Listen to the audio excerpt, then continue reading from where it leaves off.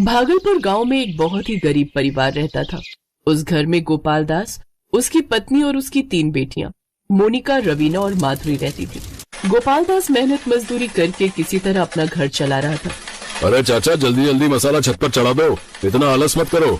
क्या करूं मालिक, इस उम्र में इतनी ताकत नहीं बची। अरे चाचा, सिर्फ आप ही इस उम्र में काम नहीं करते, बहुत सारे मजदूर आपकी उम्र में काम कर रहे हैं। अगर आपका शरीर साथ नहीं दे रहा है तो आप काम छोड़ दीजिए, लेबरों की कमी थोड़ी ना है। गोपाल दास के घर में कमाने वाला कोई नहीं था, इसीलिए वो किसी तरह जल्दी जल्दी काम करने लगा। शाम को थका हारा घर लौट आया। उसकी 3 बेटियों ने मिलकर खाना बनाया। तभी उसकी माँ ने कहा, मेरी 3 बेटियां बड़ी हो चुकी हैं, तो कम से कम मुझे तो अब बिल्कुल भी काम नहीं करना पड़ता। ये सब सुनकर गोपाल दास बहुत खुश हो रहा था। तभी अचानक गांव का ही एक आदमी, जो कि गोपाल दास का दोस्त था, वो उनके घर आ टपका। अरे बहन जी, बुढ़ापे में आपको तो आपकी बेटियां आराम दे रही हैं, लेकिन काश आपका एक बेटा भी होता तो गोपाल दास जी की भी कुछ मदद हो जाती। जहां अभी तक अब खुद की तारीफें सुनकर 3 बेटियां मुस्कुरा रही थी, राकेश की ये बात सुनकर उनके चेहरे से हंसी गायब हो गई। अरे मोनिका, रवीना, माधुरी, तुम तीनों अंदर जाओ।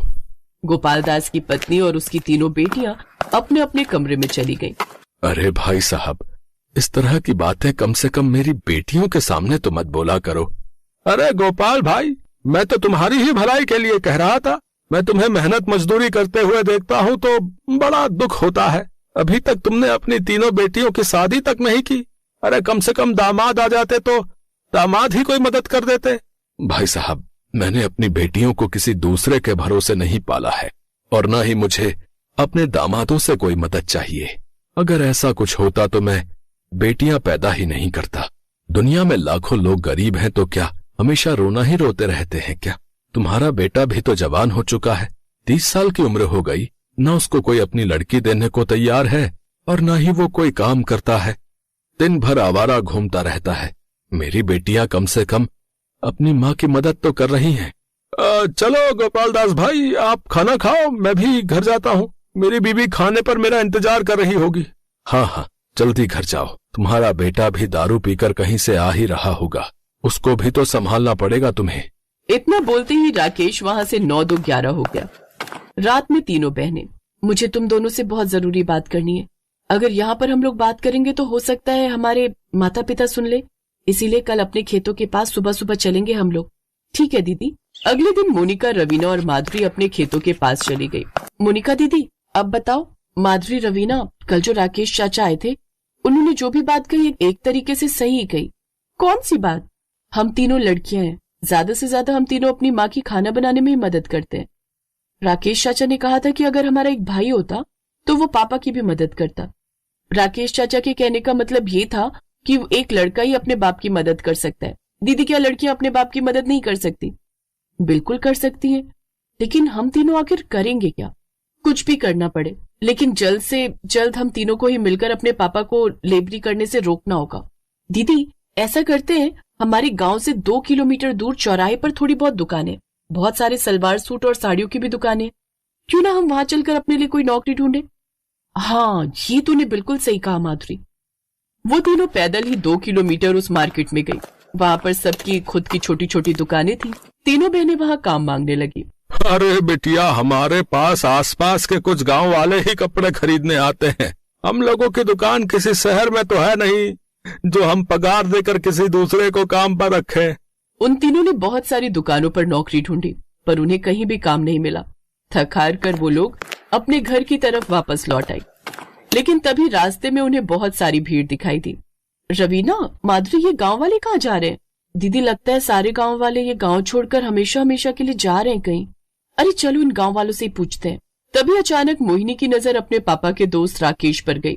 अरे राकेश चाचा, ये सारे गांव वाले कहाँ जा रहे हैं? आप भी बहुत तेजी में भागे जा रहे हो, ऐसा लग रहा है जैसे वहाँ कोई प्रसाद बट रहा हो। अरे बेटिया, हमारे लिए वो प्रसाद ही है। अरे तुम्हें पता है, पास वाले गांव में वही बिरयानी वाला आया है जो हर साल सिर्फ 2 या 3 बार ही आता है, इसीलिए सारे गांव वाले उसकी बिरयानी खाने जा रहे हैं।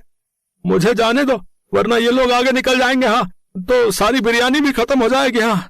इतना कहकर राकेश उन गांव वालों के साथ वहां से चला गया।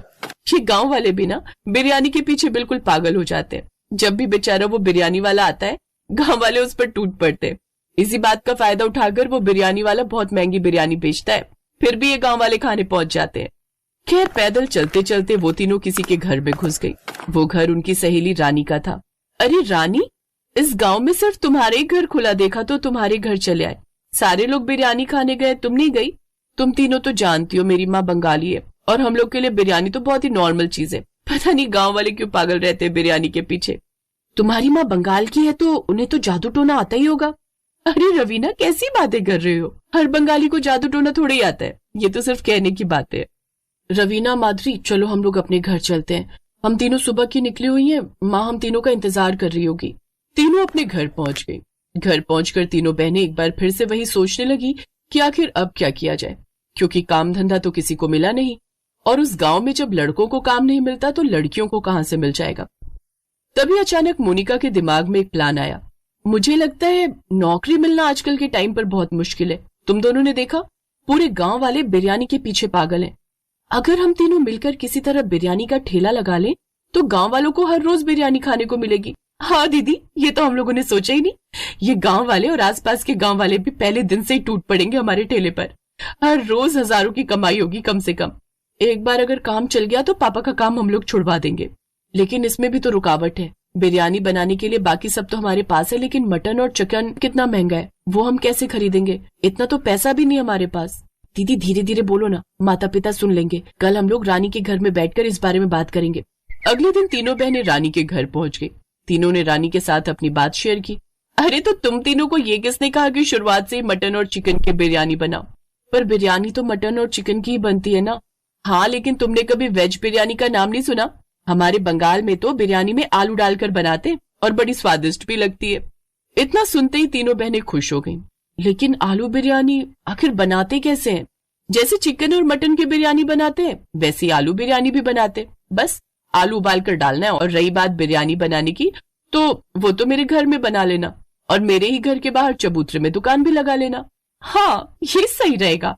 जब काम चलने लगेगा तब हम अपने माता पिता को बता देंगे, क्योंकि ऐसे अगर हमने उनसे इजाजत लेने की कोशिश की तो हमारे पिताजी मना ही कर देंगे। अगले दिन सुबह सुबह ही रवीना, मोनिका और माधुरी ने आलू बिरयानी बनाना शुरू कर दिया।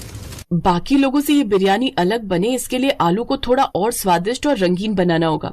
हम लोग साधारण पानी में आलू नहीं उबालेंगे। पानी में थोड़ा सा नमक, थोड़ा सा गरम मसाला, थोड़े से कलर्स, थोड़ा सा सरसों का तेल, ये सब डाल देंगे और उसके बाद ही उसमें आलू उबालेंगे, जिससे सारा स्वाद आलू के अंदर तक समा जाएगा। अरे वाह मोनिका, ये तो दुनिया की सबसे अलग आलू बिरयानी बनेगी। फिर बिरयानी बनने के बाद उसमें हम लोग शिमला मिर्च, ककड़ी जैसी हरी सब्जियों का भी इस्तेमाल करेंगे। तो इस तरह से उन चारों ने मिलकर 2-3 घंटे में लाजवाब आलू बिरयानी तैयार कर दी। घर के बाहर चबूतरे में ही उन्होंने बिरयानी बेचना शुरू कर दिया। धीरे धीरे गांव वाले आना शुरू हो गए। 2 घंटे के अंदर ही उन लोगों ने जितनी बिरयानी बनाई थी सब बिक गई। गांव वालों, परेशान मत हो, शाम को 5 बजे हम लोग फिर से बिरयानी लगाएंगे। शाम को उस गांव के लोग तो बिरयानी खाने आए ही आसपास के लोगों को भी पता चल गया और वो लोग भी दौड़े चले आए। तीनों बहनों के माता पिता भी ये जानकर बहुत खुश हुए और अब उनके पिता भी मजदूरी छोड़कर बिरयानी का काम करने लगे और सारी गरीबी कुछ ही महीनों में दूर हो गई और वो सब खुशी खुशी रहने लगे।